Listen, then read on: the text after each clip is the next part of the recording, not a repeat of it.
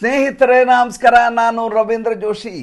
ಇವತ್ತು ಸೋಮವಾರ ಎರಡು ಮಹತ್ತರವಾದಂಥ ಬೆಳವಣಿಗೆಗಳು ನಡೆಯಲಿವೆ ದಿಲ್ಲಿಯ ರಾಜಧಾನಿಯಲ್ಲಿ. ಮೊದಲನೇದಾಗಿ ರಾಹುಲ್ ಗಾಂಧಿ ಅವರು ಇಂಡಿ ಅಲಯನ್ಸ್ ಎನ್ನುವಂಥ ಚಿಂದಿ ಅಲಯನ್ಸ್ನ ಸಭೆಯನ್ನು ಕರೆದಿದ್ದಾರೆ. ವಿಪಕ್ಷಗಳೆಲ್ಲ ಒಗ್ಗಟ್ಟಾಗಿ ನರೇಂದ್ರ ಮೋದಿ ಅವರ ಮೇಲೆ ಮುಗಿಬೀಳಬೇಕು ಎನ್ನುವುದು ಅವರ ಸದ್ಯದ ಹತಾಶೆಯ ಅಳಲು. ಅವ್ರಿಗೀಗಾಗಲೇ ಗೊತ್ತಾಗಿದೆ ಅಂತೆ, ಇನ್ನೂ ಒಂದು ವರ್ಷದಲ್ಲಿ ಸರ್ಕಾರ ಬೀಳ್ತದಂತೆ. ಅವ್ರಿಗೀಗಾಗಲೇ chief election commissioner Gyanesh Kumar ಹೇಳಿದಾರಂತೆ, ಎನ್ಫೋರ್ಸ್ಮೆಂಟ್ ಡೈರೆಕ್ಟರೇಟ್ನ ಡೈರೆಕ್ಟರ್ ಇವೆಲ್ಲ ಹೇಳಿದಾರಂತೆ, ಏನೂ ಹುರುಳು ಉಳಿದಿಲ್ಲ ಸರ್ಕಾರದಲ್ಲಿ, ಸರ್ಕಾರ ಕುಸಿದು ಹೋಗತ್ತೆ ಅಂತ ಎಲ್ಲ ಮುಖ್ಯಸ್ಥರು ರಹಸ್ಯವಾಗಿ ರಾಹುಲ್ ಗಾಂಧಿ ಅವ್ರಿಗೆ ಹೇಳಿದಾರಂತೆ.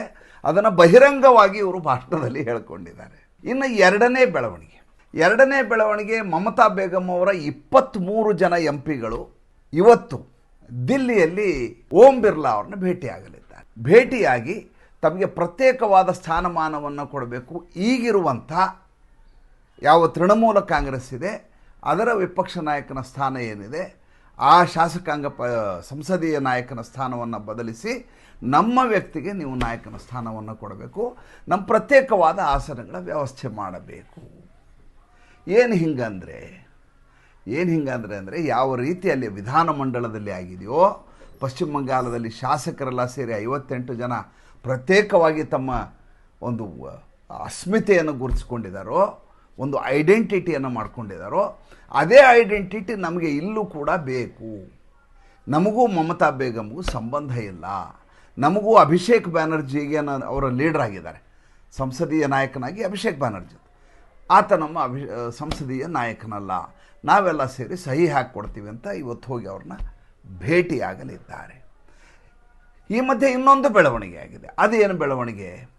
ಮಮತಾ ಬೇಗಂ ಅವ್ರಿಗೆ ಒಂದಷ್ಟು ಜನ ಅವರ ಹಿತೈಷಿಗಳು, ಸಲಹೆಗಾರರು ಒಂದು ಸಲಹೆಯನ್ನು ಕೊಟ್ಟಿದ್ದಾರೆ. ಏನಪ್ಪ ಅಂದರೆ, ನೀವು ಈಗ ವಿಧಾನಮಂಡಲದಲ್ಲಿಯೂ ಇಲ್ಲ, ನೀವು ಸಂಸತ್ನಲ್ಲಿಯೂ ಇಲ್ಲ, ಅಥವಾ ರಾಜ್ಯಸಭಾ ಸದಸ್ಯತ್ವನೂ ಇಲ್ಲ, ನಿಮಗೆ ಪಾಲಿಟಿಕಲಿ ಐಡೆಂಟಿಟಿನೇ ಇಲ್ಲ. ಆದ್ದರಿಂದ ನೀವು ಇಂಡಿ ಅಲಯನ್ಸ್ನಲ್ಲಿ ನಿಮ್ಮನ್ನು ನೀವು ಗುರುತಿಸ್ಕೊಳ್ಳೋದ್ರಲ್ಲಿ ನೈತಿಕವಾಗಿ ಸಾಧ್ಯ ಆಗೋದಿಲ್ಲ ನಿಮಗೆ. ಅದಕ್ಕೋಸ್ಕರ ನೀವು ಹೇಗಾದರೂ ಮಾಡಿ ಯೂಸುಫ್ ಪಠಾಣನ್ನು ರಾಜೀನಾಮೆ ಕೊಡಿಸಿ ಮತ್ತೆ ನೀವು ಬಹರಾಂಪುರ್ ಕ್ಷೇತ್ರವನ್ನು ಗೆದ್ಕೊಂಡ್ಬರಬಹುದು. ಹಾಗಾದರೆ MLA ಸ್ಥಾನ ಯಾಕೆ ಬೇಡ? ಈಗಾಗಲೇ ಹುಮಾಯೂನ್ ಕಬೀರ್ ಹೇಳಿದ್ದಾರೆ, 50% ಮುಸಲ್ಮಾನ ಬಾಹುಳ್ಯ ಇರುವಂಥ ಕ್ಷೇತ್ರ ಆಗಿದೆ, ಗೆಲ್ಲುವುದು ತೀರಾ ಸುಲಭ, ಆ ಕ್ಷೇತ್ರ ಯಾಕೆ ಬೇಡ? ಈ ಪ್ರಶ್ನೆ ಬಂದಾಗ ಅವರ ಸಲಹೆಗಾರರವ್ರಿಗೆ ಸಲಹೆಯನ್ನು ಕೊಟ್ಟಿದ್ದಾರಂತೆ. ನೋಡಿ, ನಿಮ್ಮ ಈಗಾಗಲೇ 58 ಜನ ಸದಸ್ಯರು ಪ್ರತ್ಯೇಕವಾಗಿ ಗುರುತಿಸಿಕೊಂಡಿದ್ದಾರೆ, ನೀವು ಅವರ ನಾಯಕಿಯಾಗಿ ಹೋಗಲಿಕ್ಕೆ ಸಾಧ್ಯ ಇಲ್ಲ ಈಗ. ಏಕೆಂದರೆ ಅವರು ಮಮತಾ ಬ್ಯಾನರ್ಜಿ ಅವ್ರ ಬಗ್ಗೆ ನಮಗೆ ಗೌರವ ಇದೆ, ಅವರು ನಮ್ಮ ಸಲಹೆಗಾರರಾಗಿ ಇರಿ ಅಂತ ಹೇಳಿದ್ದಾರೆ ವಿನ ನಮ್ಮ ಚೇರ್ಮನ್ ಅಂತ ಅವ್ರು ಹೇಳ್ತಾ ಇಲ್ಲ, ನೀವು ಪಕ್ಷದ ಅಧ್ಯಕ್ಷೆ ಅಂತ ಹೇಳ್ತಾ ಇಲ್ಲ, ನೀವೇ ಇದರ ನೇತಾರರು ಅಂತ ಹೇಳ್ತಾ ಇಲ್ಲ. ಅದರರ್ಥ ನಾಮಕೆ ವಾಸ್ತೆ ನಿಮಗೆ ಗೌರವ ಕೊಡಬೇಕು ಅನ್ನುವಂಥ ಕಾರಣಕ್ಕೋಸ್ಕರ ಗೌರವ ಕೊಡ್ತಾ ಇದ್ದಾರೆ ವಿನಃ ನಾಳೆ ನೀವು ಶಾಸಕಿಯಾಗಿ ಬಂದಾಗ ನಿಮಗೆ ಯಾವ ನೇತೃತ್ವ ದೊರೆಯಬೇಕು ಆ ನೇತೃತ್ವ ದೊರೆಯಲಿಕ್ಕೆ ಸಾಧ್ಯ ಇಲ್ಲ. 1ನೇ ಪಾಯಿಂಟ್. ಎರಡನೇದು, ಯಾವುದೇ ಕ್ಷೇತ್ರದಲ್ಲಿ ಮುಸಲ್ಮಾನರು ಜಾಸ್ತಿ ಇದ್ದಾರೆ ಅನ್ನುವಂಥ ಏಕಮೇವ ಕಾರಣಕ್ಕೋಸ್ಕರ ನೀವು ಗೆಲ್ಲಲಿಕ್ಕೆ ಸಾಧ್ಯ ಆಗೋದಿಲ್ಲ. ಏಕೆಂದರೆ ಅದಕ್ಕೆ ಈ ಹಿಂದೆ ಮೊನ್ನೆ ನಡೆದಂಥ ಮರುಚುನಾವಣೆ ಇದೆಯಲ್ಲ, ಫಾಲ್ಟಾ ಕ್ಷೇತ್ರದಲ್ಲಿ, ಅಂದರೆ ಈ ಡೈಮಂಡ್ ಹಾರ್ಬರ್ನ ಫಾಲ್ಟಾ ಅನ್ನುವಂಥ ಕ್ಷೇತ್ರದಲ್ಲಿ ನಡೆದಂಥ ಮರುಚುನಾವಣೆಯ ಫಲಿತಾಂಶ ಒಂದು ದಿಕ್ಸೂಚಿಯನ್ನು ಬದಲು ಮಾಡಿದೆ. ಮುಸಲ್ಮಾನರ ಸಂಖ್ಯೆ ಜಾಸ್ತಿ ಇದ್ದರೂ ಕೂಡ TMC 4ನೇ ಸ್ಥಾನಕ್ಕೆ ಹೋಗಿದೆ, 2ನೇ ಸ್ಥಾನಕ್ಕೆ ಕಮ್ಯುನಿಸ್ಟ್ ಪಾರ್ಟಿ ಬಂದಿದೆ, CPM ಬಂದಿದೆ, 3ನೇದಕ್ಕೆ ಕಾಂಗ್ರೆಸ್ ಬಂದಿದೆ. ಆದ್ದರಿಂದ ನೀವು ನಿಂತರೂ ಕೂಡ ಗೆಲ್ಲದೇ ಇರುವ ಸಾಧ್ಯತೆ ಇದೆ. ಆದ್ದರಿಂದ ಮತ್ತೆ MLA ಎಲೆಕ್ಷನ್ಗೆ ನಿಲ್ಲೋದು ಯಾವುದೇ ಕಾರಣಕ್ಕೂ ತರವಲ್ಲ. ಪಶ್ಚಿಮ ಬಂಗಾಳದಲ್ಲಿ ಒಂದು ಸಮಸ್ಯೆ ಇದೆ. ಏನು? ಅಲ್ಲಿ ನಮ್ಮ ಹಾಗೆ ವಿಧಾನ ಪರಿಷತ್ ಅನ್ನೋದಿಲ್ಲ, ಮೇಲ್ಮನೆ ಅನ್ನೋದಿಲ್ಲ, ತಮ್ಮನ್ನು ತಾವು ನಾಮಾಂಕನ ಮಾಡ್ಕೊಳ್ಳಿಕ್ಕೆ ಸಾಧ್ಯ ಆಗೋದಿಲ್ಲ. ಹಾಗಾದರೆ ಏನು ಮಾಡಬೇಕು? ಹಾಗಾದರೆ ಹೇಗಾದರೂ ಮಾಡಿ ನೀವು ಸಂಸತ್ ಚುನಾವಣೆಗೆ ನಿಂತು ಒಂದು ಉಪಚುನಾವಣೆಯನ್ನು ಮಾಡಿಸಿ ಅದೇ ಇದರಲ್ಲಿ ನೀವು ಬಹರಾಂಪುರ್ನಲ್ಲಿ ಗೆಲ್ಲೋದು 100ಕ್ಕೆ 100 ದಿಟ. ಆದ್ದರಿಂದ ಹೇಗಾದರೂ ಮಾಡಿ ಯೂಸುಫ್ ಖಾನ್ನ ಇಟ್ಟು ಕೆಳಗಿಳಿಸಿ. ಆತ ಇಳಿಯೋದಿಲ್ಲ ಅಂತ ಏನು ಮಾಡಬೇಕು? ಅಲ್ಲಿಗೆ ಬಂಗಾಲಿ ದಾದಾನನ್ನು ಬಿಡಲಾಗಿದೆ. ಯಾರು ಬಂಗಾಲಿ ದಾದಾ? ಸೌರವ್ ಗಂಗೂಲಿ. ಯಾವ ಸೌರವ್ ಗಂಗೂಲಿ ಮಮತಾ ಬೇಗಂ ಅವ್ರ ಜೊತೆ ಆರ್ಥಿಕ ಪಾಲುದಾರಿಕೆಯನ್ನು ಹೊಂದಿದಾರೋ ಹಲವಾರು ಬಿಸ್ನೆಸ್ಗಳಲ್ಲಿ, ಯಾವ ಸೌರವ್ ಗಂಗೂಲಿ ಜೊತೆ ಮಮತಾ ಬೇಗಂ ಅವರು ಅತ್ಯಂತ ನಿಕಟವರ್ತಿಯಾಗಿದ್ದಾರೋ ಅಂಥ ಸೌರವ್ ಗಂಗೂಲಿಗೆ ಬುಲಾವ್ ಕೊಡಲಾಗಿದೆ. ನೀನು ಹೇಗಾದರೂ ಮಾಡಿ ಯೂಸುಫ್ ಪಠಾಣನ್ನು ಒಪ್ಪಿಸು. ಆತ ತಮ್ಮ ಕೆಲಸವನ್ನು ಪ್ರಾರಂಭ ಮಾಡಿದ್ದಾರೆ. ಯೂಸುಫ್ ಪಠಾಣ್ ಒಪ್ತಾ ಇಲ್ಲ ಅನ್ನುವಂಥ ಮಾಹಿತಿ ಬರ್ತಾ ಇದೆ. ಇದೇ ಪ್ರಕರಣ ತದ್ರೂಪಾಗಿ ಅರವಿಂದ್ ಕೇಜ್ರಿವಾಲು ತಾನು ಸೋತ ಸಂದರ್ಭದಲ್ಲಿ ಸ್ವಾತಿ ಮಾಲಿವಾಲ್ ಮೇಲೆ ಒತ್ತಡವನ್ನು ಹೇರಿದ. ಆತ ಸೋತದ್ದು ಒಂದು. ಎರಡನೇದು ಅಭಿಷೇಕ್ ಮನು ಸಿಂಘವಿಗೆ ಸ್ಥಾನವನ್ನು ಮಾಡಿಕೊಡ್ಬೇಕಾಗಿತ್ತು. ಅಭಿಷೇಕ್ ಮನು ಸಿಂಘವಿಗೆ ರಾಜ್ಯಸಭಾ ಸ್ಥಾನಮಾನವನ್ನು ಮಾಡಿಕೊಡಬೇಕು, ಏಕೆಂದರೆ ತನ್ನನ್ನು ಜೈಲಿನಿಂದ ಬಿಡುಗಡೆ ಮಾಡಿದ್ದಾರೆ ಅನ್ನುವಂಥ ಕಾರಣಕ್ಕೋಸ್ಕರ. ಆ ಸಂದರ್ಭದಲ್ಲಿ ಆತನಿಗೆ ಆಕೆಗೆ ಹೊಟ್ಟೆಗೆ ಒದೆಯುವ ಮೂಲಕ, ಆಕೆ ಮೇಲೆ ಹಲ್ಲೆ ಮಾಡುವ ಮೂಲಕ ಈಗಲೂ ಕೂಡ ಅದು ಕೇಸ್ ನಡೀತಾ ಇದೆ. ಸ್ವಾತಿ ಮಾಲಿವಾಲ್ ಇಲ್ಲಿಯವರೆಗೂ ಬಿಟ್ಟುಕೊಟ್ಟಿಲ್ಲ. ಭಾಳಷ್ಟು ಜನರಿಗೆ ಇದ್ರ ಬಗ್ಗೆ ಮಾಹಿತಿ ಇಲ್ಲ. ಅರವಿಂದ್ ಕೇಜ್ರಿವಾಲ್ಗೆ ಲಾಭ ಏನಿತ್ತು ಅಂದರೆ ದಿಲ್ಲಿಯನ್ನು ಕಳ್ಕೊಂಡದ್ದಕ್ಕೆ ಆತನಿಗೆ ಪಂಜಾಬ್ ಎನ್ನುವಂಥ ತಲೆಮರೆಸ್ಕೊಳ್ಳಿಕ್ಕೆ ಇನ್ನೊಂದು ರಾಜ್ಯ ಉಳಿದಿತ್ತು. ಮಮತಾ ಬೇಗಂನ ದುಸ್ಥಿತಿ ಹೇಗಿದೆ ಅಂದರೆ ಪಶ್ಚಿಮ ಬಂಗಾಳ ಬಿಟ್ಟು ಒಂದೇ ಒಂದು ಹೆಜ್ಜೆ ಆಚೆ ಹೋದರೆ ಈಕೆಯನ್ನು ಕೇಳೋರು ಯಾರೂ ಗತಿ ಇಲ್ಲ. ಪಶ್ಚಿಮ ಬಂಗಾಳದಲ್ಲೇ ಯಾರೂ ಕೇಳ್ತಾ ಇಲ್ಲ, ಹೊರಗಡೆ ಅಂತೂ ಪ್ರಶ್ನೆನೇ ಇಲ್ಲ. ಇದು ಒಂದು ಕಡೆ ನಡೀತಾ ಇರೋ ವಿದ್ಯಮಾನ. ಇದರ ಮಧ್ಯೆ ಇವರ ಸಂಸತ್ ಸದಸ್ಯರಿದ್ದಾರಲ್ಲ, ಕಾಕೋಲಿ ಘೋಷ್ ದಸ್ತಿದಾರ್ ನೇತೃತ್ವದಲ್ಲಿ ಈಗಾಗಲೇ ಮಾತುಕತೆ ನಿನ್ನೆ ಮಧ್ಯಾಹ್ನ ನಡೆದ ಸಂದರ್ಭದಲ್ಲಿ ಸುವೇಂದು ಅಧಿಕಾರಿ ದಿಲ್ಲಿಯ ವರಿಷ್ಠರ ಜೊತೆ ಮಾತುಕತೆಯನ್ನು ನಡೆಸಿದರು. ಅದಾದ ಮೇಲೆ ದಿಲ್ಲಿಗೆ ಸೋಮವಾರ ದಿವಸ ಪ್ರಯಾಣ ಮಾಡಿರಿ, ಅದಕ್ಕೇನು ಬೇಕೋ ಅದು ವ್ಯವಸ್ಥೆಯನ್ನು ಮಾಡೋಣ ಅಂತ ಭಾರತೀಯ ಜನತಾ ಪಾರ್ಟಿಯ NDA ಒಕ್ಕೂಟ ಹೇಳಿದೆ. NDA ಒಕ್ಕೂಟಕ್ಕಿರುವಂಥ ಅಗತ್ಯತೆಯನ್ನು ನಾನು ನಿಮಗಾಗಲೇ ಹಿಂದಿನ ಸಂಚಿಕೆಯಲ್ಲಿ ಹೇಳಿದೆ.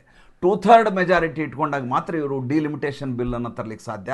ಡಿಲಿಮಿಟೇಷನ್ ಬಿಲ್ ಬಂದರೆ ಮಹಿಳೆಯರಿಗೆ ಪ್ರಾತಿನಿಧ್ಯ ಸಾಧ್ಯ. ಮಹಿಳೆಯರಿಗೆ ಪ್ರಾತಿನಿಧ್ಯದ ಜೊತೆ ಒನ್ ನೇಷನ್ ಒನ್ ಎಲೆಕ್ಷನ್ ಮಾಡಲಿಕ್ಕೆ ಸಾಧ್ಯ. ಈ ರೀತಿ ಬೇರೆ ಬೇರೆ ಬೇರೆ ಬೇರೆ ಸಂಕಲ್ಪಗಳಿದ್ದಾವೆ. ಅದು ಈಡೇರಲಿಕ್ಕೆ ಸಂಖ್ಯೆಯನ್ನು ಜಾಸ್ತಿ ಮಾಡ್ಕೋಬೇಕಾದಂಥ ಅನಿವಾರ್ಯತೆ ಈಗ ಭಾರತೀಯ ಜನತಾ ಪಾರ್ಟಿಯ ನೇತೃತ್ವದ NDAಗಿದೆ. ಚುನಾವಣೆ ಬರೋದು 2029ಕ್ಕೆ, ಇನ್ನೂ ನಾವು 2026ರಲ್ಲಿದ್ದೀವಿ. 3 ವರ್ಷದ ಸಮಯ ಇದೆ.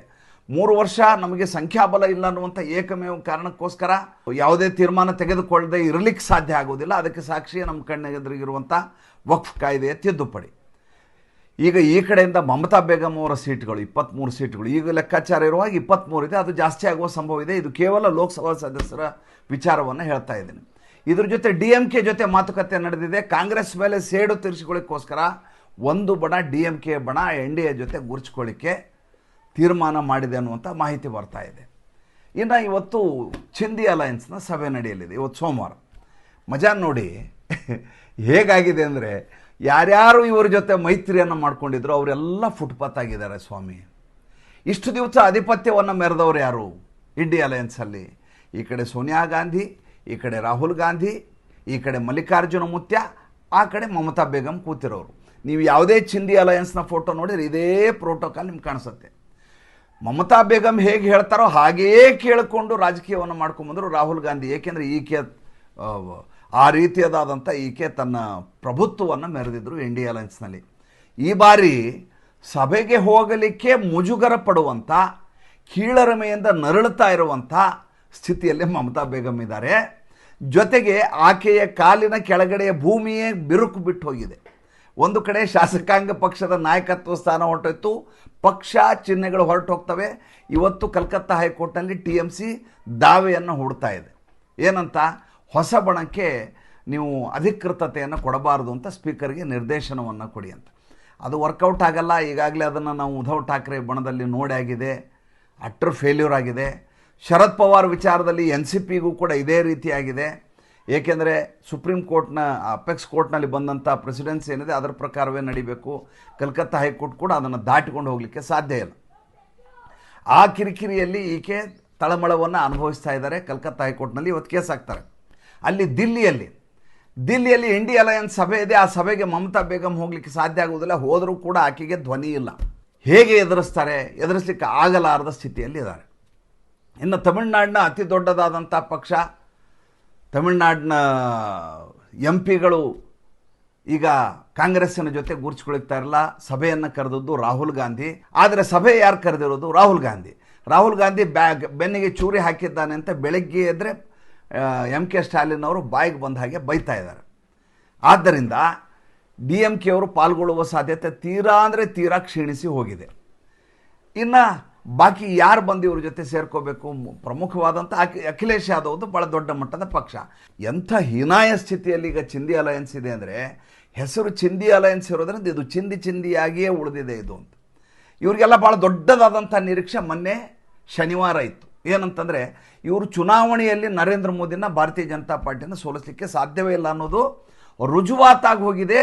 ಮುಸಲ್ಮಾನ ಬಾಹುಳ್ಯ ಇರುವ ಜಾಗದಲ್ಲಿಯೂ ಕೂಡ ವಿಪಕ್ಷದವರು ಉದ್ಧಾರ ಆಗಿಲ್ಲ.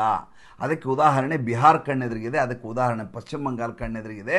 ನಡೆದ ಎಲ್ಲ ಚುನಾವಣೆಗಳಲ್ಲಿ ಯಾವುದೇ ಎದುರುಗಡೆ ಪಕ್ಷ ಇದ್ದರೂ ವಿಪಕ್ಷದವರನ್ನು ನರೇಂದ್ರ ಮೋದಿಯವರ BJP ನೆಲಸಮ ಮಾಡಿ ಪತನಗೊಳಿಸಿದೆ. ಹಾಗಾದರೆ ಹೇಗೀಗ ವಾಪಸ್ಸು ನಮ್ಮ ಜೀರ್ಣೋದ್ಧಾರ ಹೇಗೆ, ನಮ್ಮ ಕಾಯಕಲ್ಪ ಹೇಗೆ, ನಮ್ಮ ಅಂಗಡಿ ವ್ಯಾಪಾರ ಮತ್ತೆ ಶುರು ಮಾಡೋದು ಹೇಗೆ ಅಂದರೆ ಅವ್ರಿಗೊಬ್ಬ ಹುಡ್ಕೊಂಡ ಅಭಿಜಿತ್ ದೀಪ್ಕೆ ಅಂತೇಳಿ. ಈತ ಜಿರ್ಲೆಗಳನ್ನು ಕರ್ಕೊಂಬಂದು ಇವ್ರಿಗೆ ಸಹಾಯ ಮಾಡ್ತಾನೆ ಅಂತ ಆತನ ಬೆನ್ನ ಹೆಗಲ ಮೇಲೆ ಬಂದೂಕನ್ನಿಟ್ಟು ಗುಂಡು ಹೊಡೆಯುವ ಪ್ರಯತ್ನವನ್ನು ಮಾಡಿದರು. ಅಮಿತ್ ಶಾ ಯಾವ ರೀತಿ ಅದನ್ನು ಫೇಲ್ ಮಾಡಿದರು ಅಂದರೆ, ಅನುಮತಿಯನ್ನು ಕೊಡೋದಿಲ್ಲ, ಗಲಾಟೆ ಮಾಡಿ ಜೈಲಿಗೆ ಹೋಗಬೇಕು, ಹುತಾತ್ಮ ಆಗಬೇಕು ಅಂತ ಇನ್ನಿಲ್ಲದ ಹಾಗೆ ಈ ಗುಂಪು ಪ್ರಯತ್ನ ಮಾಡ್ತು. ಆದರೆ ಏರ್ಪೋರ್ಟ್ನಲ್ಲಿ ಅವ್ರಿಗೆ ಅನುಮತಿ ಕೊಟ್ಟು ಕರ್ಕೊಂಬ ಜಂಗಿ ಕುಸ್ತಿಗೆ ಎಷ್ಟು ಜನ ಬರ್ರಿ ಅಂತ ಜಂತರ್ ಮಂತರ್ಗೆ ಅಮಿತ್ ಶಾ ಆಹ್ವಾನವನ್ನು ಕೊಟ್ಟರು, ಪಂಥ ಆಹ್ವಾನವನ್ನು ಕೊಟ್ಟರು. ಆ ಪಂಥಾಹ್ವಾನವನ್ನು ಕೊಟ್ಟ ಮೇಲೆ ಅಲ್ಲಿ ಬಂದಂಥ ಜಿರ್ಲೆಗಳನ್ನು ನೋಡಿದರೆ, ಅವರ ಸಂದರ್ಶನಗಳನ್ನು ಮಾಡಿದಂಥ ವಿಡಿಯೋಗಳನ್ನು ನೋಡಿದರೆ, ಇವರು ಯಾಕೆ ಬಂದಿದ್ದಾರೆ, ಇದು JNU ಕ್ಯಾಂಪಸ್ನಲ್ಲಿ ನಡೆಯುವಂಥ ಪ್ರತಿಭಟನೆಗಿಂತ ಭಿನ್ನವಾಗಿ ಏನೂ ಇಲ್ಲ ಇದು ಅನ್ನೋದು ಜಗಜ್ಜಾಹೀರಾಗಿ ಎಲ್ಲರೂ ಕೂಡ ವಿಪಕ್ಷದವರು ಅಪ್ಸೆಟ್ ಆಗುವ ಸ್ಥಿತಿಗೆ ಬಂದು ನಿಂತಿದ್ದಾರೆ. ಈ ಕಾಲಘಟ್ಟದಲ್ಲಿ ಇವತ್ತು ಸಭೆಯಲ್ಲಿ ಏನಾಗುತ್ತೆ ಮತ್ತು ಮಮತಾ ಬೇಗಂ ಅವರ ಮುಂದಿನ ನಡೆ ಏನು, ಎರಡನ್ನೂ ಸೇರಿಸಿ ಮುಂದಿನ ಸಂಚಿಕೆಯಲ್ಲಿ ಹೇಳ್ತೀನಿ. ಸಂಚಿಕೆ ಹೇಗೆ ಅನ್ನಿಸ್ತು ದಯವಿಟ್ಟು ತಿಳಿಸಿ. ನಮ್ಮ ಮುಕ್ತ ಪತ್ರಿಕೋದ್ಯಮಕ್ಕೆ ದಯವಿಟ್ಟು ಆರ್ಥಿಕವಾಗಿ ಬೆಂಗಾವಲಾಗಿ ನಮಸ್ಕಾರ.